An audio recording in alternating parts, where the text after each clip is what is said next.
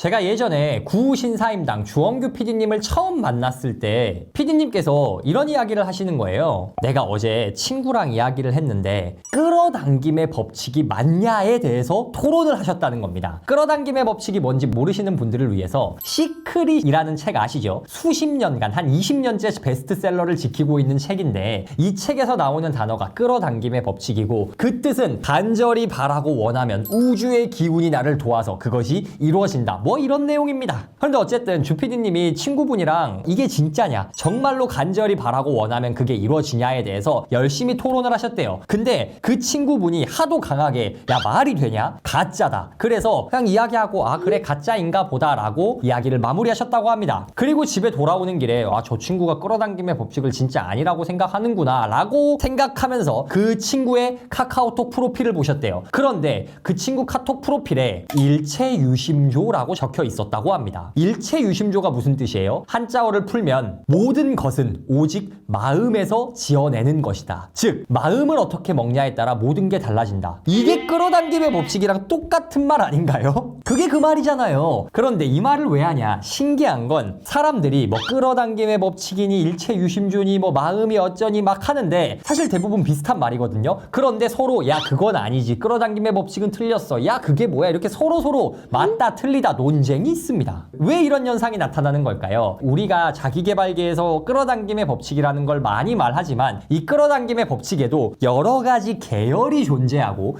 역사가 존재합니다. 그래서 관점 차이라는 게 존재하는 거예요. 그래서 오늘은 자기계발계의 영원한 뜨거운 감자죠. 끌어당김의 법칙의 역사와 이게 과연 맞는 말인가에 대해서 이야기해 보도록 하겠습니다.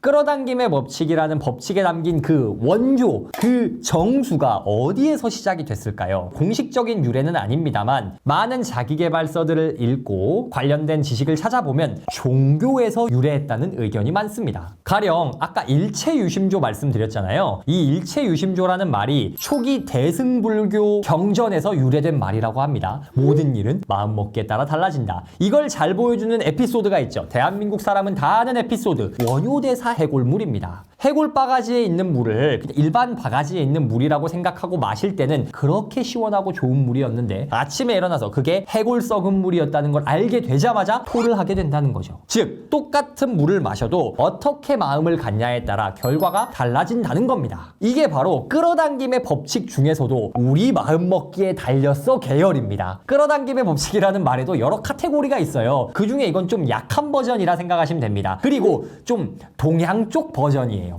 불교에서 비롯된 마음먹기에 따라 달라진다. 이게 동양 쪽 계열이라면은 서양 쪽 계열도 있겠죠. 서양 쪽 끌어당김의 법칙의 원조가 뭐냐? 바로 성경입니다. 끌어당김의 법칙이 기독교 교리다 라거나 혹은 기독교가 끌어당김의 법칙에 관한 내용이다 라고 말하는 게 아닙니다. 왜 그러냐? 이 끌어당김의 법칙이 시크릿이란 책에 나온 건데 이게 기본적으로 서양서잖아요. 그리고 이 책에서 인용된 많은 사람들도 다 서양 사람들이에요. 근데 그 사람들이 전부 다 기독교 문화란 말이에요. 그래서 문화 자체가 기독교 문화다 보니 이 끌어당김의 법칙이라는 자기계발 관련 내용 아이디어도 성경에서 가져온 게 많은 겁니다. 그럼 성경에 어떤 내용이 있길래 끌어당김의 법칙 이런 게 나오냐? 성경에 이런 구절이 나옵니다. 구하라 그러면 너희에게 주실 것이요, 찾으라 그러면 찾아낼 것이요, 문을 두드리라 그리하면 너희에게 열릴 것이니, 이런 구절이 나옵니다. 또 무슨 말도 나오냐? 믿는 자에게 능치 못함이 없다, 이런 말이 나옵니다. 자, 다시 한번 강조드리지만 성경에서 말하는 이 내용이 우리가 상상하면 부를 얻을 수 있고 이런 끌어당김에 말하는 내용이랑 달라요. 근데 유래가 여기라는 겁니다. 왜? 서양 사람들이 이 기독교 문화를 가지고 있다 보니까 자기개발적 아이디어도 다 여기서 얻는 거예요. 성경에서 말하는 건 유일신, 하나님에게 구하면은 우리 인생이 하나님의 뜻 안에서 아름답게 펼쳐질 거다, 뭐 이런 내용인데 그걸 말하려고 하는 건 아니고, 자기개발하는 사람들, 끌어당김의 법칙을 주창한 사람들은 어디서 아이디어를 가져왔냐? 성경에서 신, 하나님이라는 존재를 어떤 다른 초월적인 존재 혹은 우주의 기운 이런 걸로 바꿀 수 있지 않겠냐? 좀 신을 안 믿는 사람들이, 우리가 신을 믿진 않아도 뭔가 간절히 바라고 기도하면 이루어지는 건 맞는 것 같아. 그러면 우리는 신이라는 존재 대신에 우주의 기운이 우리를 도와준다고 하자. 이게 바로 시크릿이라는 책에 담긴 내용입니다. 끌어당김의 법칙이라고 말하는 그 모든 자기계발 이론들, 혹은 그렇게 부르지 않더라도 현대 자기계발 이론은 전부 다 여기서 출발합니다.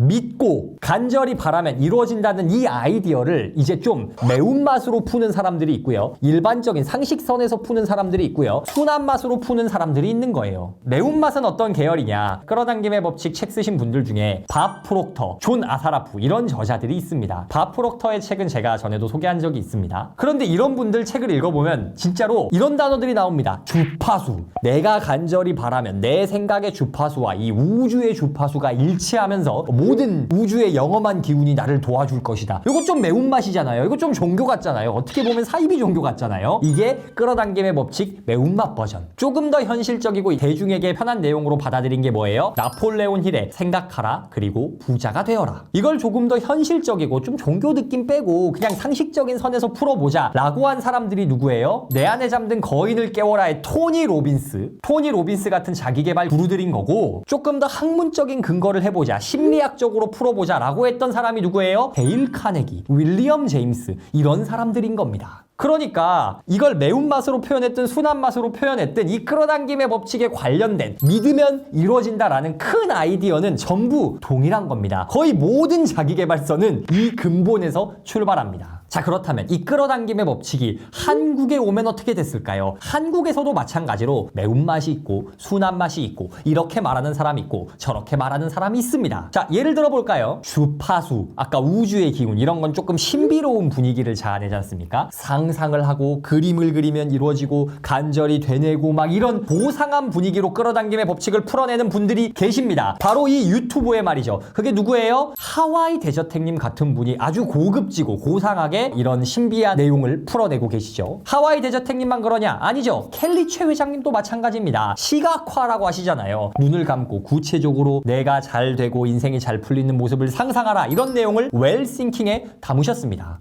그런데 반대로 어떤 사람들도 있냐? 야, 그거 너무 종교적으로 느껴진다. 그거 너무 근거가 없다. 이거를 뇌과학적으로 풀어보자. 뇌과학적으로 풀면 어떻게 되냐? 우리가 상상을 하고 책을 읽는 식으로 간접 경험을 하면 우리 뇌에 거울 뉴런이 작동해서 뇌 시냅스 구조가 변하고 이런 식으로 뇌과학적으로 이런 끌어당김의 법칙, 생각하면 바뀐다. 근데 그게 왜 바뀐다? 뇌가 바뀌기 때문에 바뀌는 것이다. 이런 식으로 뇌과학적으로 푸는 사람이 있죠. 누구죠? 자청님이죠. 그 중간 단계도 있습니다. 너무 시니컬하고 차갑게 이성적으로 하는 것도 좀 그렇고, 그렇다고 너무 감성적으로 가는 것도 좀 그래. 그래서 나는 좀 현실적인 내용이지만 이거를 좀 좋은 감성으로 풀어낼래 하는 사람은 누구예요? 드로우 앤드류. 드로우 앤드류 님도 막 아침 긍정 학원 이런 거 하시잖아요. 그런데 이게 너무 막 종교처럼 혹은 막 우주의 기운 이렇게 느껴지지 않잖아요. 조금 결이 다른 사람도 있습니다. 야, 나는 끌어당김 법칙 뭐 이런 것까진 모르겠고 그냥 생현실주의. 나는 완전 현실적으로 볼 거다. 그런데 현실적으로 보는데 내가 바라고 열심히 살면 간절히 바래서 된 게 아니라 열심히 노력을 현실에서 하면은 결국 되긴 되더라. 이런 현실주의 누구예요? 주원규 PD님. 또 다른 결도 있습니다. 간절히 바라면은 이유는 모르겠는데 어쨌든 잘 되긴 잘 되더라. 야, 그래서 나는 어떻겠냐? 이유는 모르겠고 이성적으로 나는 이해가 안 되는데 그렇지만 100번씩 쓰면서 해봤어. 근데 되더라. 이게 누구예요? 돈의 속성 김승호 회장님입니다. 자, 그래서 결론이 뭐냐? 간절히 바라면 이루어진다라는 이 메인 아이디어를 사람들이 여러 가지 개념, 여러 방식으로 설명을 합니다. 누군가는 이걸 끌어당김의 법칙이라 말하기도 하고요. 뇌가소성이라 말하기도 하고, 일체유심조, 우주의 기운, 혹은 종교에서는 은혜, 열반 뭐 이런 식의 다양한 단어를 사용해서 표현하곤 합니다. 그런데 결국 이 아이디어의 출발점이 뭐라고요? 믿는 대로 된다. 재밌는 건 사실 다 똑같은 소리 하고 있는 건데 간혹 서로 너 그건 틀렸어 라고 삿대질하면서 싸우는 경우가 있어요. 그렇지만 그 안에 담긴 근본적인 아이디어는 동일하고, 이 아이디어는 수십 년 동안 혹은 수백 년, 수천 년 동안 변하지 않았습니다. 그래서 시크릿이라는 끌어당김의 법칙을 주장한 책이 20년 넘는 기간 동안 베스트셀러 자리를 지킬 수 있는 겁니다.